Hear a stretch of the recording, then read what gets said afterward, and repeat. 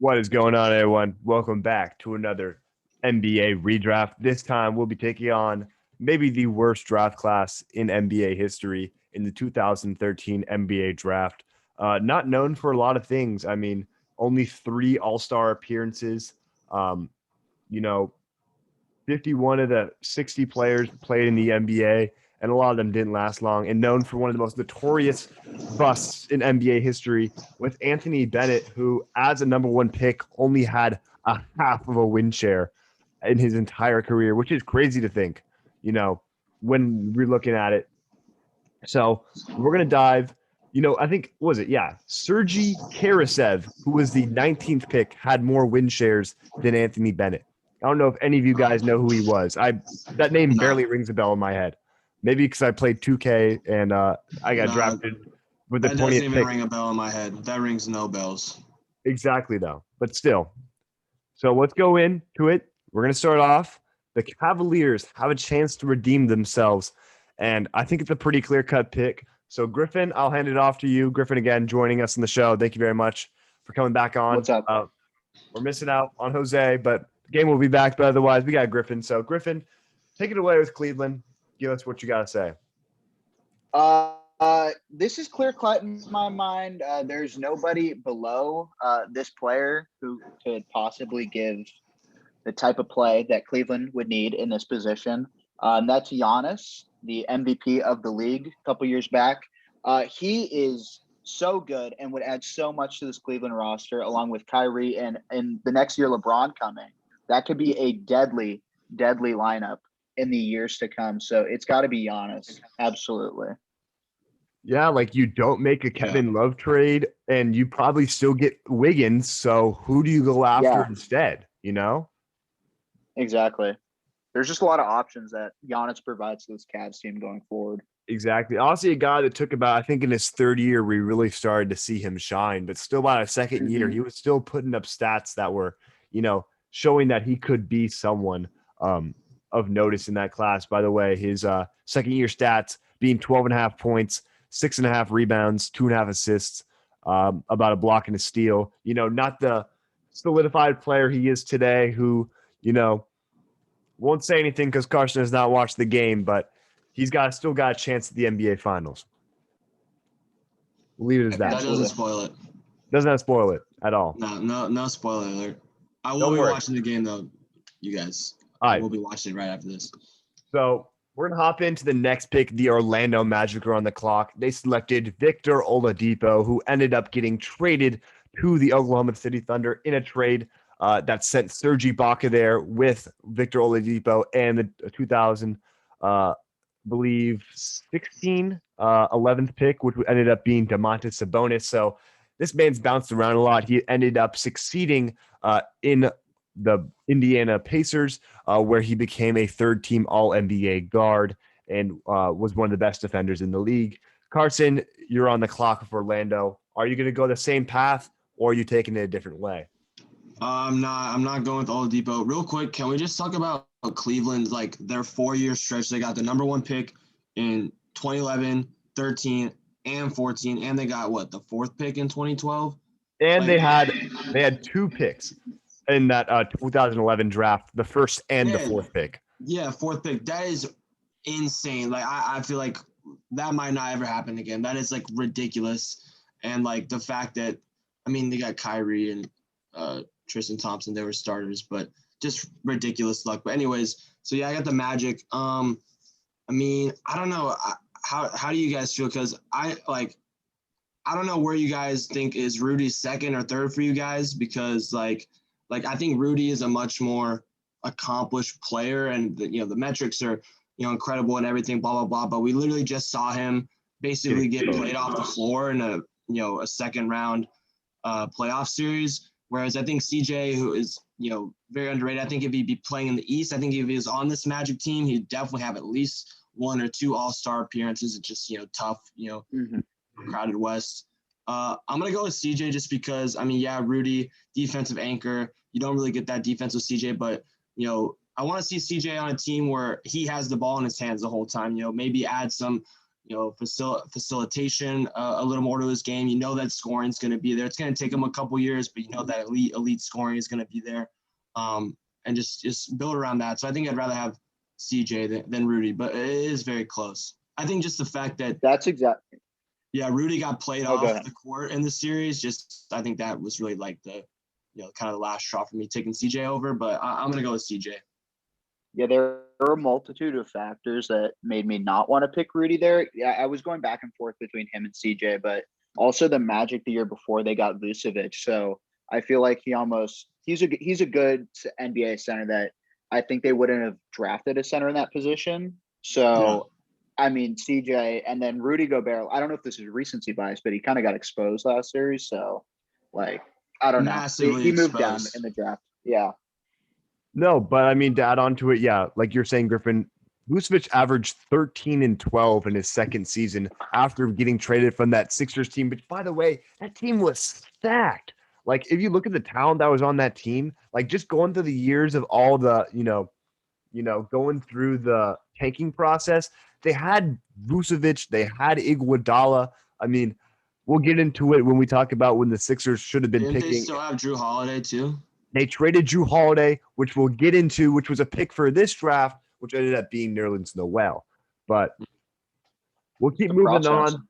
So with the third overall pick, the Washington Wizards selected forward Otto Porter Jr. out of Georgetown, a really talented wing scorer, but didn't really pan out to be that guy alongside Beal and Wall, which I really think he could have been. I mean, he has a good shooting touch, but it just seems to be he never really got the game working for him. Had some injury concerns as well.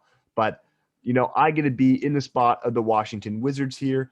In this spot, looking at the season prior, John Wall is just coming into his own, averaging 18 and 7.5. Bradley Beal's doing well, Jordan Crawford, but I think, Gobert would have been perfect. They wouldn't have had to go out and get Gortat, and I think Gobert would have worked perfectly with this team. I think a guy that can average 15 and 13 and be a defensive player of the year, playing alongside John Wall. It's too valuable. I can't let recency bias get in the fact that this man is a 3-time defensive player of the year winner and is the second most decorated player in this class. I got to take Rudy Gobert here with the third overall pick, a foreign player out of France. And that makes us go into the fourth overall pick, where the Charlotte Bobcats at the time, they took Cody Zeller, the running mate of Victor Oladipo, out of Indiana. But Griffin, you get to rewrite history here. What are you doing? I know MJ loves those big Caucasian guards, but I think I'm going to go in a different direction here. I think Victor Oladipo would have paired perfectly with Kemba in the backcourt in Charlotte, and that's who I'm taking here. His defensive upside and his shooting is both fantastic, so I think that would have paired nicely with Kemba, who's a smaller guard, but I think that backcourt could have been special in Charlotte. Definitely. I mean, yeah, the defense of Victor Oladipo was one of the best defensive players in that most improved season in Indiana, led the league in steals that year. He would complement him well, and who knows, does Charlotte become more of a playoff contender without Rudy Gobert? Not Rudy Gobert, without Cody Zeller, without Cody Zeller, who doesn't make that big of a defensive, impact in general, which. And they did have Big Al too. Shout out Big Al. Yeah, exactly. He was going off then. Yeah, he was still really solid before the NBA just completely flipped on his style of play. He was nice. Another guy who'll be coming up in our Forgotten Stars series, by the way, a guy who's a super talented post scorer. Gives me Enes Kanter vibes, but a lot better version than him. So we'll move on to the fifth overall pick, where Griffin will get mad about this, but the Phoenix Suns selected Alex Len, a big man out of Maryland. Just like how they selected a big man out of Maryland this year. So who knows? Hopefully one of them pans out. He's going to be a go. He's going to be good. All right. Guaranteed. We'll say so. But we got Alex Len. Didn't really pan out. Wasn't really the answer for the Suns. He stuck around for a while, but ended up moving on. Where they were able to select DeAndre Ayton with the first pick in that 2018 draft, which turned out to be the one that worked. But Carson, rewrite history here. Who are you taking with the fifth overall selection? This Suns team was, not the best. I mean, you have Dragic, Gortaya, the Morris brothers. So I'm just gonna go for like best available, and I think, whereas I think Seth Curry's probably a better player. I think Tim Hardaway's like had a better career so far, and I'd rather have that over like a slightly better player than Tim Hardaway right now. So I'm just gonna go with Tim Hardaway Jr. He'll fill in at the 2 guard. Someone that can be a really like streaky shooter who gets flaming hot sometimes, and showing really good flashes. I mean, he's been a solid player for a while now. So I mean, I think you don't really like him taking a ton of shots, but he's a very, very viable NBA scorer, 3-point shooter. So I'm gonna go with Tim Hardaway Jr. Yeah. So Tim Hardaway Jr. goes off the board, a guy who shined after the Knicks did not match his offer sheet in the infamous 2016 free agency, where he was offered, I believe, 4 years, $70 million. Went over to Atlanta, became an absolute star there. But we'll move on. I have the Utah. Actually, no, sorry. I got the New Orleans Hornets at the time, who selected Nerlens Noel, which came in that trade with Drew Holiday, which ended up sending over. Drew Holiday got sent over to the Pelicans, play alongside Anthony Davis as his running mate. So now looking at this 2012-13 New Orleans roster, before they got for the offseason, they had Eric Gordon, a very talented young star who was part of that Chris Paul trade, averaging 17 points a game. They had Ryan Anderson, everyone's favorite 3-point shooting white big guy, playing well. Then we got Graves Vasquez and some other players. But looking at the board, and look who I have at the top.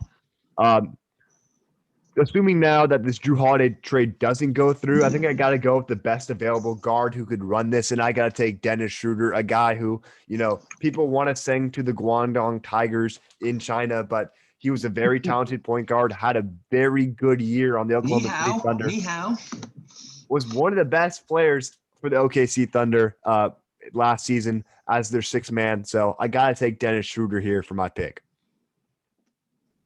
Solid. All right. I was going to take him next.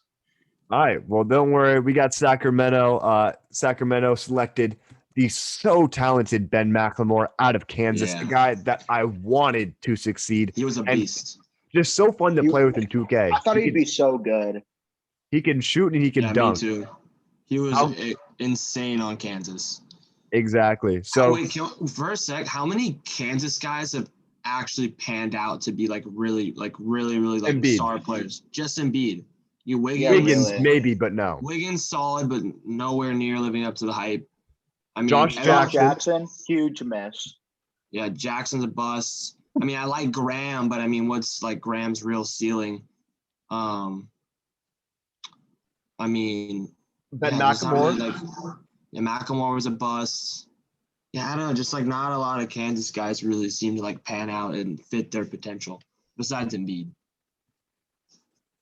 Yeah, I mean, so Griffin, you take it away. Who's Sacramento selecting here 7th overall? So Sacramento at the time, they had Boogie and they had Isaiah Thomas. So they had a good little young core there, but Sacramento seems to always miss in the draft, which is unfortunate.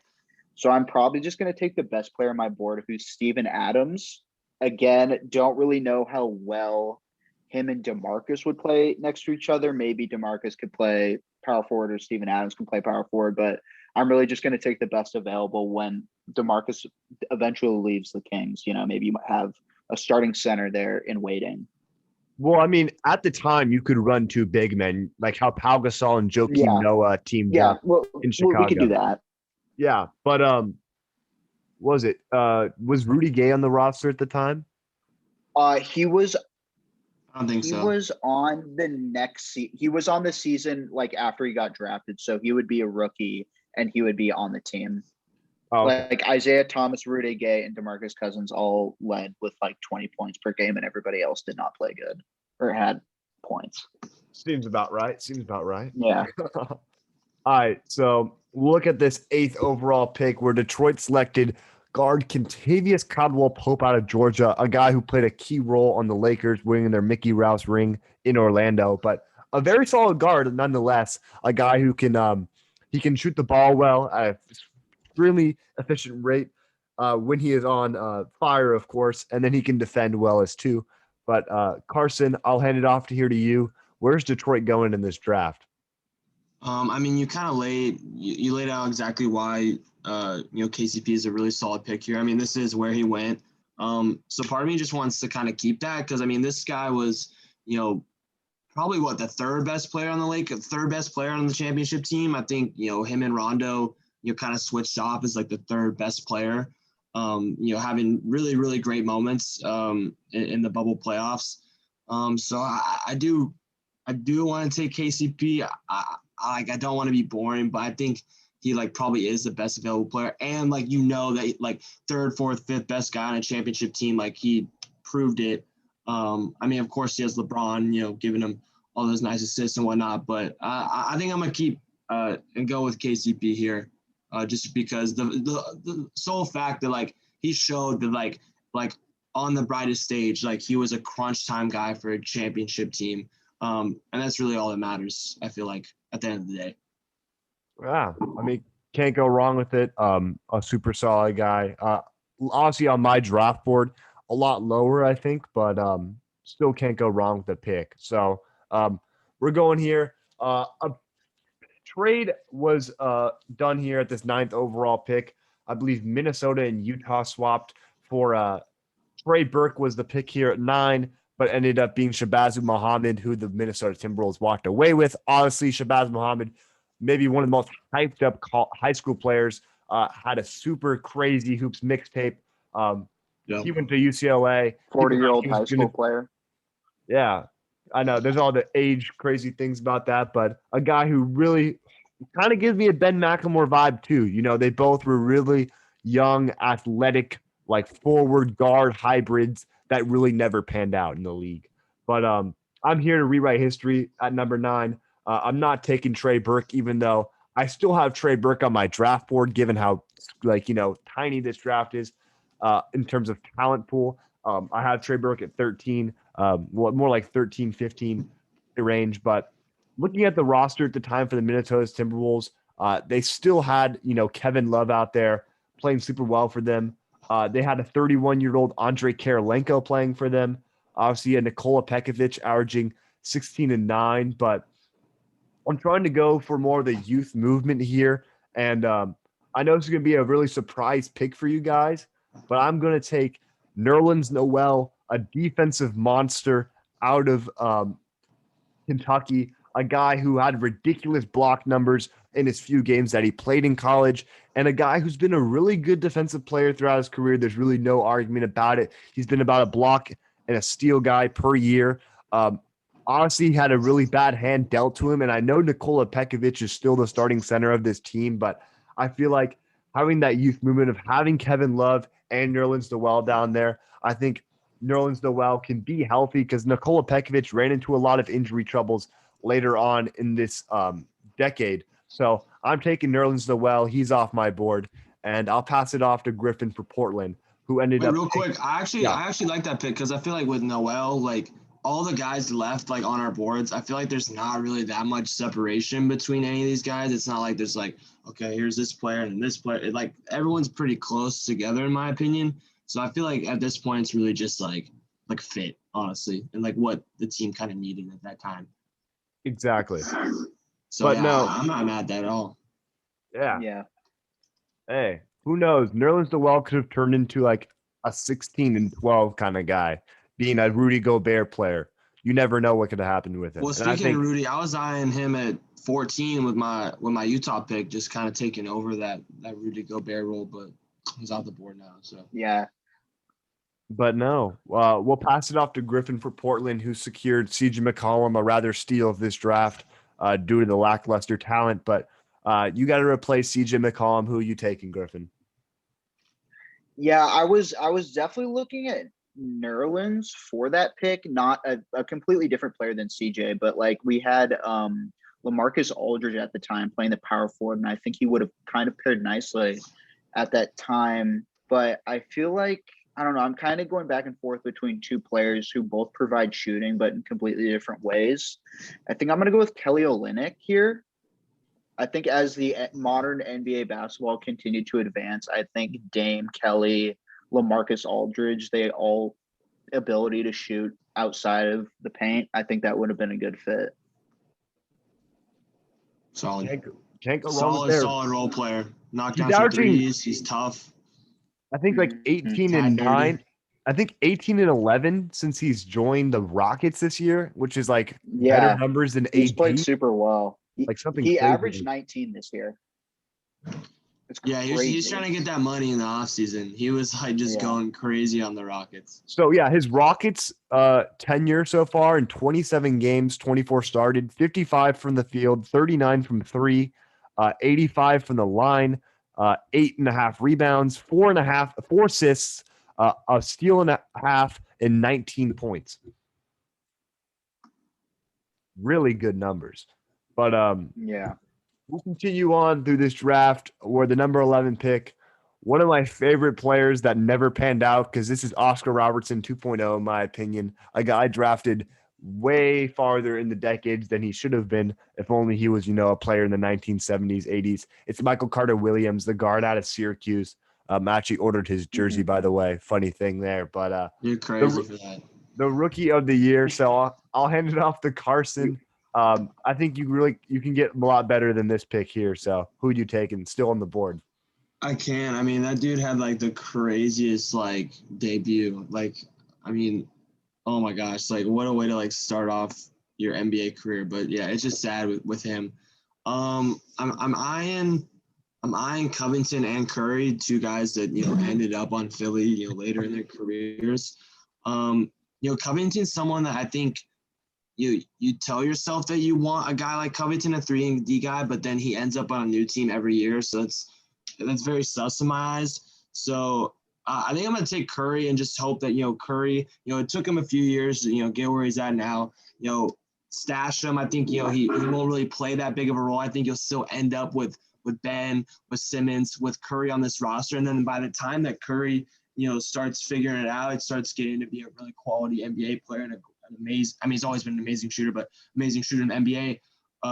Then you'll have, Curry on that Jimmy Butler team. Like you'll have him like for the earlier years of Embiid and Simmons. And I think he's someone that would have really, really helped those two Simmons and Embiid, early in their careers, just help them, just space the floor even more. And I think, having him develop with those two guys would have been amazing. So I'm going to go with Curry, who went undrafted.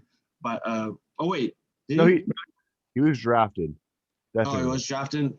Much later in this draft. Let me just he was drafted. Covington went undrafted. No, wait, Seth Curry. Oh, wait, did Seth Curry go undrafted? Oh, yeah, he did. So. He did. Yeah, we talked about this earlier. He did go undrafted. Okay. Yeah. So yeah, I'm gonna go with him and then hope that he helps out the the middle of that process. Yeah, for sure. So here with the 12th pick, the Oklahoma City Thunder on the clock. Obviously, they had just traded James Harden over to Houston, getting Kevin Martin and Jeremy Lamb. Neither guys panned out, by the way. I think Jeremy Lamb became a solid role player in the NBA, but nothing far from the MVP caliber player that James Harden is. So I think at this point, Lamb coming out of college, bro, at UConn. Oh, everyone loves that video, on I think Bleacher Report, the 11-game run that immortalized UConn. I always watch that every time March Madness rolls around. But yeah. So looking at this roster, basically it is Russell Westbrook, Serge Ibaka, and Kevin Durant, and a bunch of nobodies. Honestly, Thabo Sefolosha is a solid player, 3-and-D guy for them. So basically, the only position that I'm ruling out is drafting a point guard because Russell Westbrook and Reggie Jackson are that 1-2 starting bench role punch. So this is a little, I got to do it. It's a little bit of recency bias since he had a very fantastic season, but I'm going to take Reggie Bullock, a really good 3-point shooter for this team. I think He's all he's got to do is sit on the corner and wait for KD and wait for Russell Westbrook to drive, and this guy can average 10 points a game.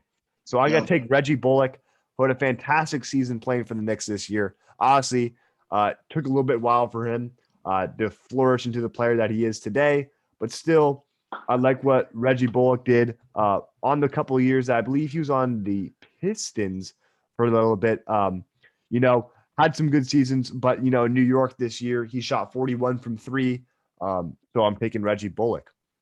This helps their spacing so much because back then, the next couple of years after this, 2014 to 2016, their spacing was terrible, absolutely terrible. And this helps that out a lot because Bullock, we saw he's a knockdown shooter. Yeah, I was gonna take Otto Porter Jr., but no, the injury concerns and stuff, I couldn't roll with it. But yeah, Bullock's a perfect fit for this team. All right, so I'll hand it off to Griffin with Dallas.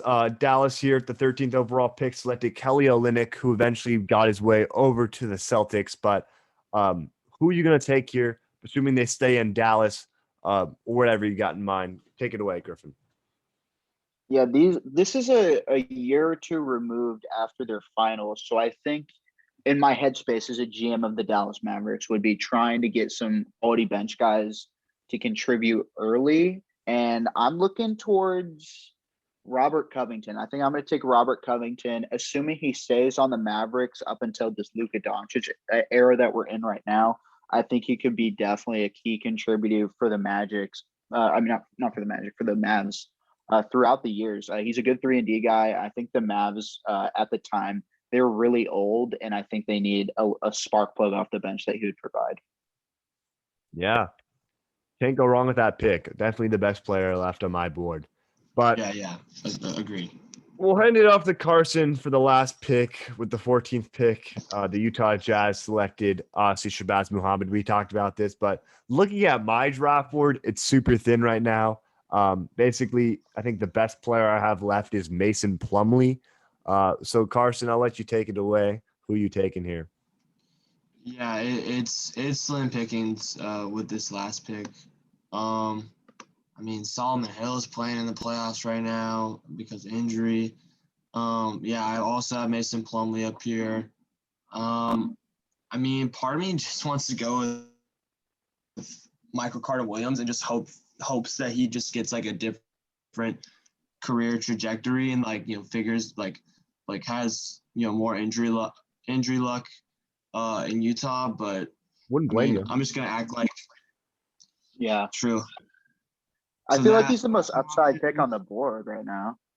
17, 6, and 6. I'm thinking it's I could get Mason Plumlee, who I know exactly he gives you the same thing every night, or it's the upside pick with because Carter Williams has that great rookie year, but then maybe he just gets lucky with injury in Utah.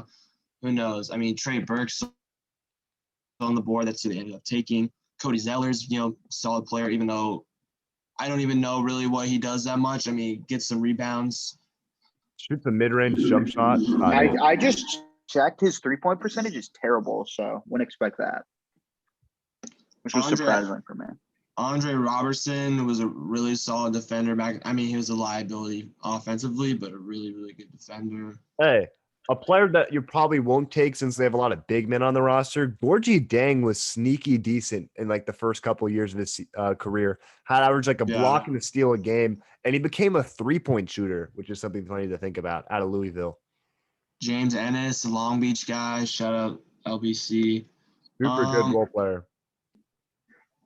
I'm just screw it. It's the last pick. I'm just gonna go with the upside pick of Michael Carter Williams and just hopefully, something's different is in the Utah water. And that was a decent team. They got young Gordon Hayward. I guess they wouldn't have Gobert anymore, but why not? I'm gonna go with Carter Williams. They'll keep Enes Kanter, assuming off that. Hopefully, the Mormons know how to treat injuries better, and they can make them more healthy in Utah. So who is on that roster? So it would be I got it right here. So it would be MCW at the 1. Who's running the 2 for them? Alec Burks, Gordon Hayward, Paul Millsap, and then Enes Kanter, Derek Favors, or Al Jefferson. I think Al Jefferson left the next season, but That's not that bad of a roster. I don't think they have Millsap. I think Millsap's Oh, yeah. already on the Millsap Hawks. left. So it would be Derek Favors, Enes Kanter. That's not that bad of a team. That could be an 8th seed in the West. No, Yeah. that's And their hole is at the guard. especially with that position. first year from Carter Williams. Like, Yeah. not bad. It's intriguing.